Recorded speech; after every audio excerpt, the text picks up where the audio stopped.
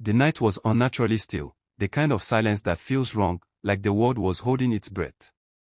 A heavy fog blanketed Hollow Pine Cemetery, wrapping around the gravestones like a suffocating shroud.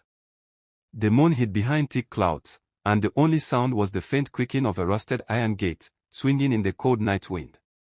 Ethan Carter, a 22-year-old history major with a sharp mind and a restless curiosity, tightened his grip on his flickering flashlight. He wasn't here for fun, and he wasn't here on a dare.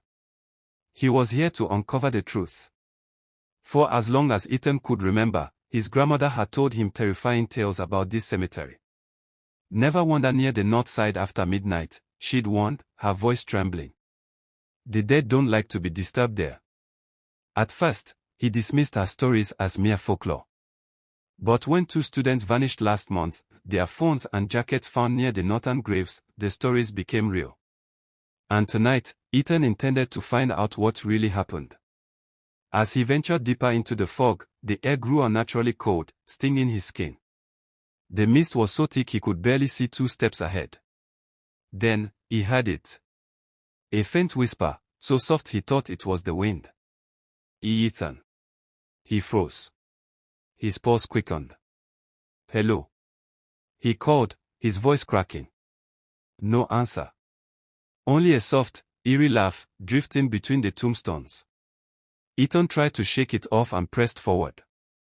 The beam of his flashlight swept across crooked, decaying gravestones until it landed on something strange, a massive stone statue near an old, crumbling well. The statue's face was eroded, its stone hands outstretched as if begging for salvation. It was exactly as his grandmother had described in her stories. At the statue's base, Ethan spotted something sticking out of the ground, a rotting wooden box, half buried in dirt.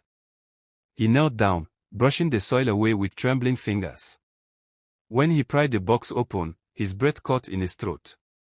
Inside was an ancient silver locket, tarnished and blackened by time. Its intricate carvings were worn but still visible, twisted faces etched into the metal. The moment Ethan touched the locket, the wind howled violently, snuffing out his flashlight. The cemetery plunged into darkness. The whispers returned, louder now, circling him. Dozens of voices speaking at once, some screaming, some sobbing, others chanting words he couldn't understand. Ethan clutched the locket to his chest, spinning around wildly. Who's there? He shouted. His voice was swallowed by the whispers. The ground beneath him trembled, and with a sudden crack, it split open. Skeletal hands shot up from the dirt, grabbing his legs, pulling him down.